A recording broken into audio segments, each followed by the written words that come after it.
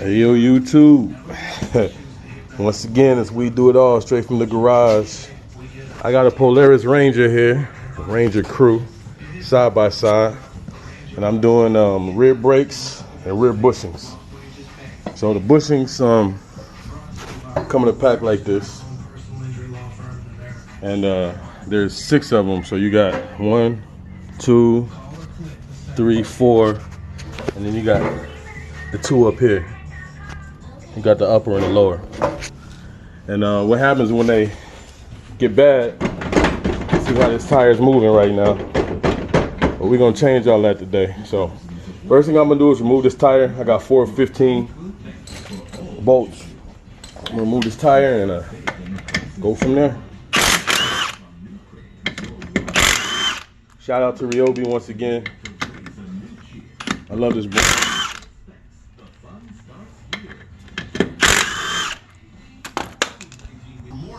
Alright, so once you get the tire off, you can see here, this thing is just moving. I mean, it's all over the place. So these bushings, what happens after a while, they wear off. You got these pieces that go in the middle. I guess I'll call them spacers. And then the bushings here actually go on the end of these. And that's what keeps everything stable. So first thing you want to do is remove this shock. Well, not remove the shock, but loosen the shock. It's a 15-inch bolt. And then once you get that bolt out, it'll release the bolt and the control arm. So I'll get that done and I'll come back. All right, so got the bolt out. As you can see here, I got a bolt, I got a spacer, and I got a nut. So the spacer goes between the control arm and the frame. So just remember, when you put it back together, it goes bolt, spacer, then nut. All right, so now that we got this released and out of the way, that gives us access to our A-arms. Where we're gonna replace and remove the bushing. So first one I'm gonna do is here. Once you release this bolt, you can actually take this whole A-arm off. And like I said, it's 15. Everything here is a 15, so it should make this job pretty simple and to the point. So I got one bolt here, I got one bolt here, and I got one bolt here. So I'll get those 3 off, remove the A-arm, and we'll get the bushings replaced. So we got all the bolts removed. And just a disclaimer, no axles were hurt in this process. Anyway, took those 3 bolts off. And now, with a little bit of coaxing, should be able to get this out of here. Hold on one sec. Okay, so did that. Now remember, you got a brake line right here. You don't have to remove it. And as you can see, the old spacers are falling out. You don't have to remove the brake line. You can just set it off to the side because you really don't have to take this off. So I'm gonna remove the spacer from down here, and everything's free. So now we'll go ahead and open up our handy new pack right here. And there's different spacers. This spacer right here, the long one, goes on the bottom right here, and then this one up here goes to the top. That goes to the top. The rest of them are the same size, so you don't have to worry about getting the rest of them mixed up. You do have different size bolts too. The longer ones are going to be on the front, the shorter ones are going to be on the back. So those are our new spacers, and these are going to be our new bushings.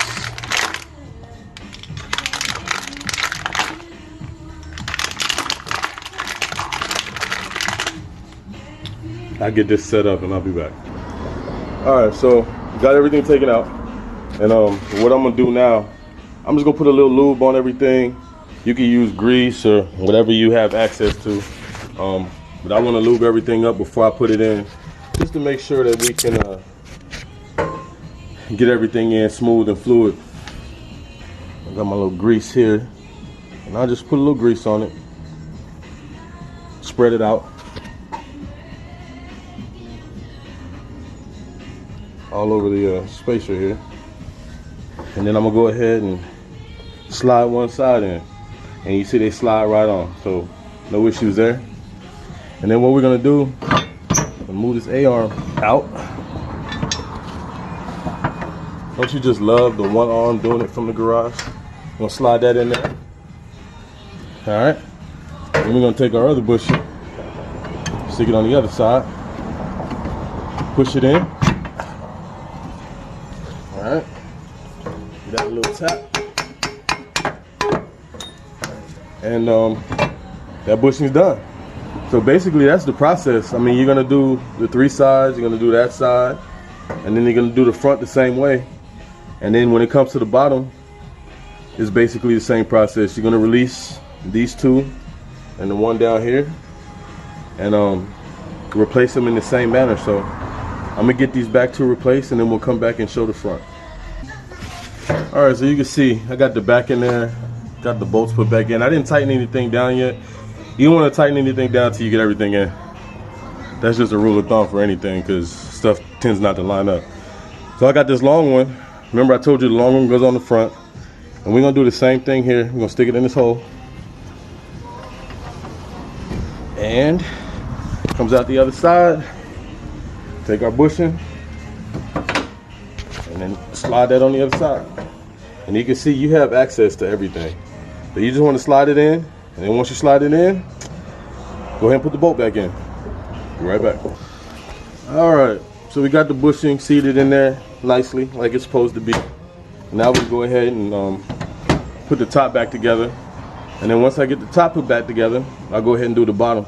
The reason I put the top back together and I don't take everything off at once is because I don't want this hub to move. I want it to stay connected to the vehicle. So that's why I do the top first and then on the bottom, or you can do the bottom first and then the top. It's really up to you. You can take them all out at once if you want, you know, and put everything back together. Just remember, you got this brake line right here and you need to protect that. So, yeah, that's really the gist of it, man. This is not a hard job.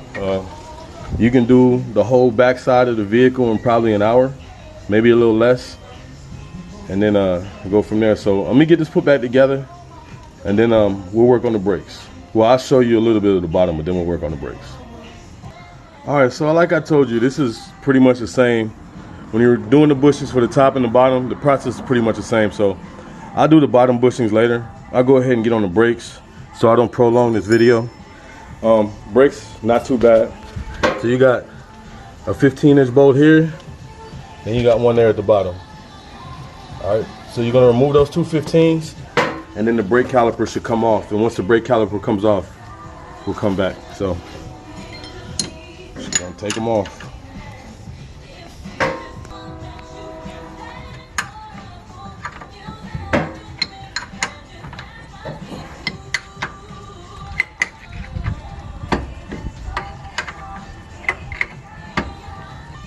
All right, so 2 15s removed.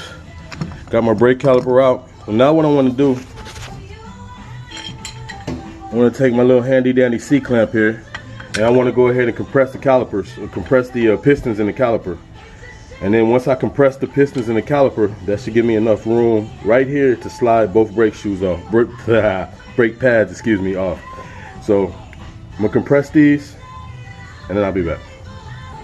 All right, so this is almost impossible to do with one hand, so I'm gonna try to see if I can basically show you. So this bracket right here moves back and forth. That's what controls the brakes. So if you put a little pressure on this bracket and push it back, you should be able to slide the brake right out. Let me see if I can do it with one hand. It's a little tough, but you guys get the concept. Like I said, push this back, and you should slide the brake out. Push this back and this brake should slide out. So let me see if I can get this out. I'll be right back. All right, so one thing I found to make this easier, if you can get one side out, like I did here, then you could just twist it and pull the other side out. And that'll be your brake shoes coming out. So you want to inspect this little slide right here. You want to make sure it moves in and out. Let's see.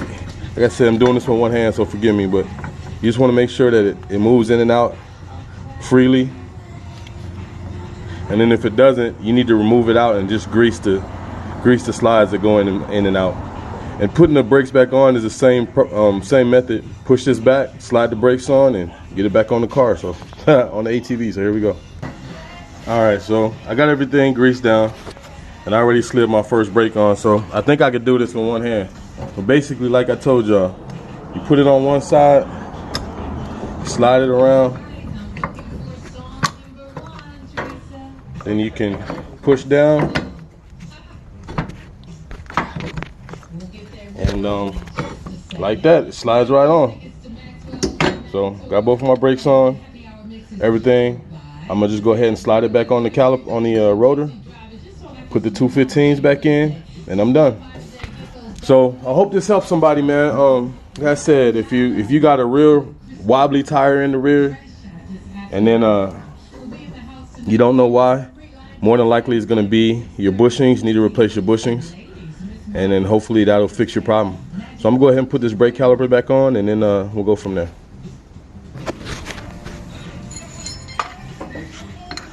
I noticed that when I took these off, there was a little thread lock on them, so I just put a dab of thread lock back on them just to make sure that they don't move. Not sure if that's what you're supposed to do, but because it was there, I'm gonna go ahead and put it back. So I just slid my caliper back on, no issues. Brakes are already separated because we pushed the piston back. So got my 15 there, my 15 there, and we're just gonna go ahead and tighten those up. All right, YouTube, so I hope this video helps somebody, man. Please like, comment, and subscribe. I'm trying to do more content, so at the end of this video, there'll be a Cash App if you guys want to help me out so I can go ahead and get a new camera, maybe a tripod set up so I don't have to use my phone, and then we can run through every process together. It'd be greatly appreciated. But yeah, we straight from the garage. Please like, comment, subscribe, and if you have any questions, put them in the comments. I do my best to answer all questions I get.